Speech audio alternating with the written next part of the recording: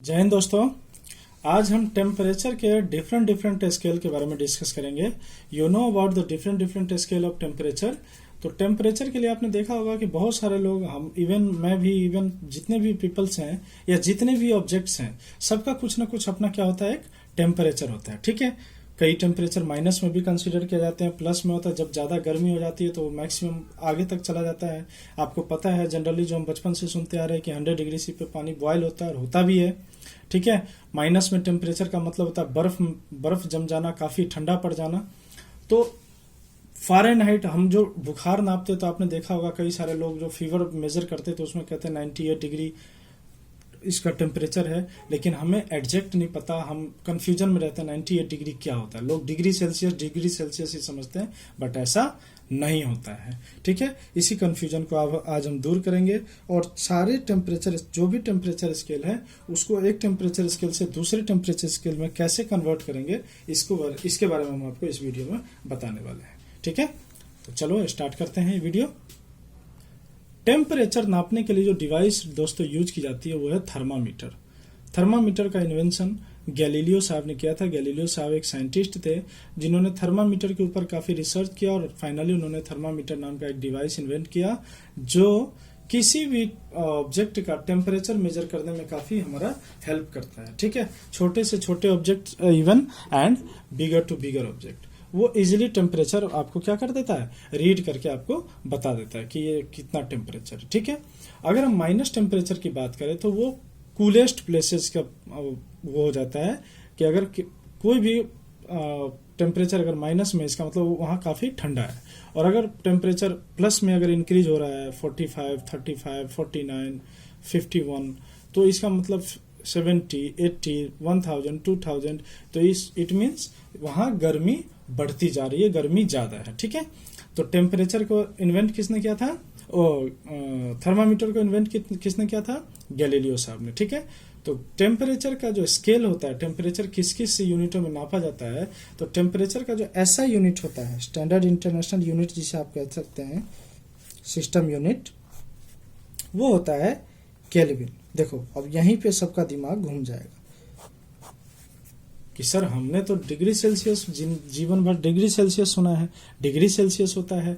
ठीक है, हद मार के ज्यादा से ज्यादा फ़ारेनहाइट, ये टेम्परेचर का आप यूनिट बता रहे हो केल्विन।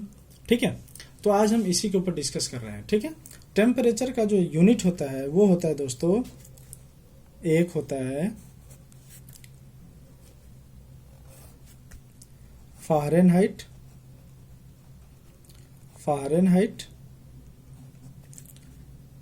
एक होता है दोस्तों सेल्सियस, और तीसरा होता है दोस्तों, चौथा रोमर। क्या होता है, रोमर।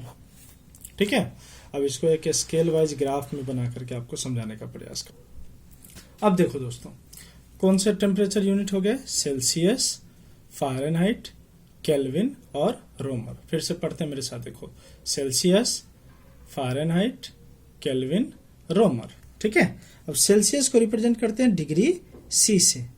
किससे लिखते हैं, डिग्री सी से। फ़ारेनहाइट हो जाएगा डिग्री एफ, केल्विन के से, और रोमर आर से होता है। ठीक है, जनरली आप समझ सकते हैं जिस लेटर से ये वर्ड स्टार्ट हो रहा है उसी लेटर से हम इसको रिप्रेजेंट करते हैं। ठीक है, इसका सेल्सियस में जो मिनिमम वैल्यू होती है, मिनिमम वैल्यू कहाँ तक मतलब जा सकती है, और मैक्सिमम वैल्यू कहाँ तक ये जा सकता है, और उसके बाद जो रेंज निकलती है, इसके बारे में हम आपको बता रहे हैं। देखो, तो सेल्सियस का दोस्तों मिनिमम वैल्यू होता है, जो मिनिमम वैल्यू होती है वो होती है 0, मतलब 0 डिग्री तक ये क्या हो सकता है, डाउन जा सकता है। 0 डिग्री मिनिमम, मतलब आप कंसीडर करें तो 0 डिग्री इसकी क्या होती है, लोएस्ट वैल्यू आप कह सकते हैं। और मैक्सिमम वैल्यू ये जाती है 100 डिग्री सी तक। कितनी तक, 100 डिग्री सी। 0 डिग्री तक मिनिमम वैल्यू, और उसके बाद 100 डिग्री सी इसका मैक्सिमम वैल्यू। ठीक है, हाईएस्ट रेंज जिससे कह सकते हैं। इसी तरह फ़ारेनहाइट का होता है, तो देखो, अब मिनिमम वैल्यू 0, मैक्सिमम वैल्यू तो रेंज कितना हो जाएगा 100। रेंज इक्वल टू क्या होता है, upper limit minus lower limit. Upper limit is 100, lower limit is 0। Fahrenheit का होता है दोस्तों 32 degree to 212 degree, 32 degree Fahrenheit to 212 degree Fahrenheit. अगर आप रेंज निकालेंगे, इन दोनों का डिफरेंस निकालेंगे तो आएगा 180 डिग्री। कितना आया? 180 डिग्री। केल्विन का मिनिमम टेम्परेचर होता है दोस्तों 273 और मैक्सिमम आएगा 373। तो रेंज कितना निकला दोस्तों? 100। रेंज कितना निकला? 100।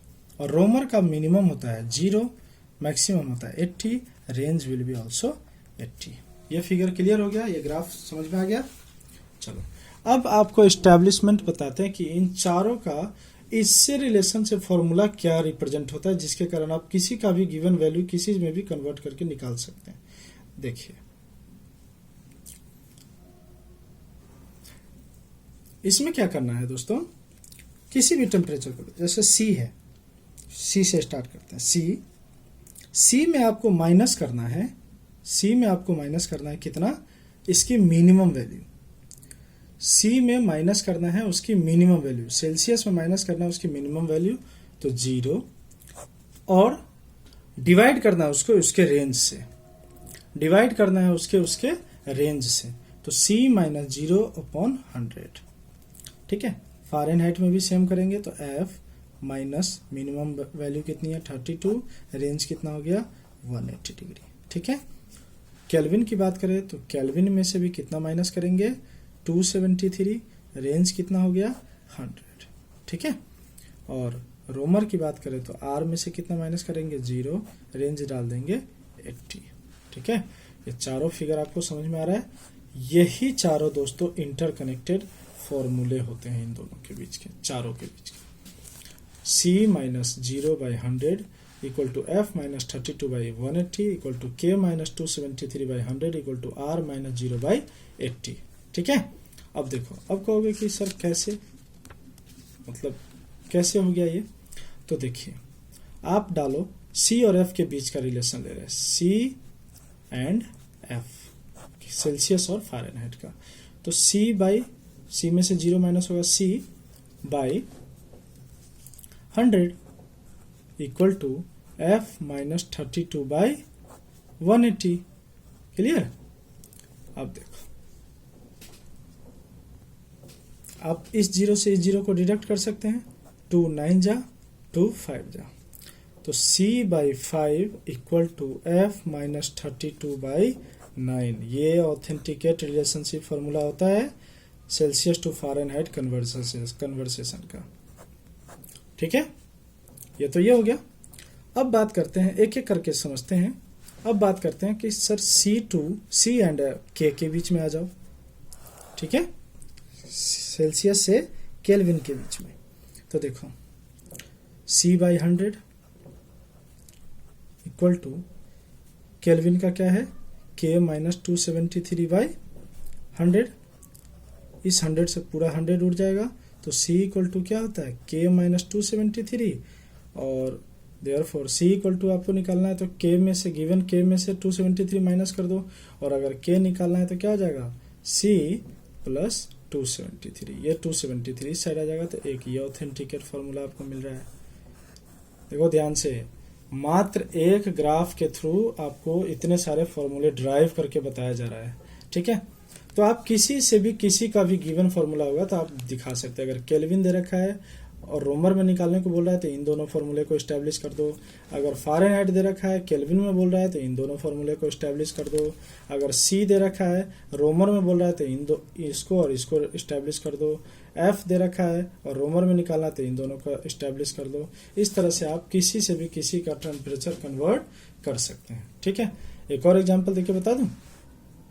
ठीक है, ये आपको समझ में आ गया कि K इक्वल टू हमारा C प्लस 273 होता है। देखो बहुत सारे होंगे जो आपको याद करवाने का प्रयास करेंगे, बच्चों याद कर लो, ये इतना होता है, ये ऐसे होता है, ये फॉर्मूला होता है।